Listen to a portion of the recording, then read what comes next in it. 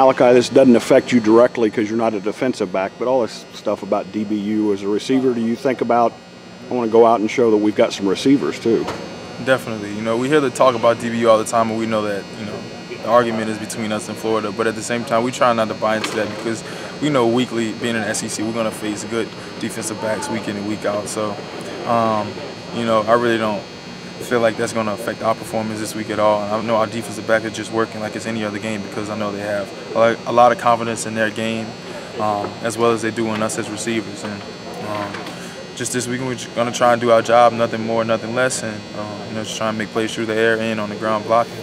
From a motivation standpoint, the fact that they're mentioned in the same breath with your DBs has to kind of fire you up. You know that they're going to be a challenge for you, I would think. Right, definitely. And from you know, their past few games that they had and last season, we know they have some really good playmakers in that secondary, and we have our work cut out for us. And you know, I know they're preparing well and hard for us. And you know, just going to try and master our game plan that the coaches give us and execute it Saturday and play to the best of our ability.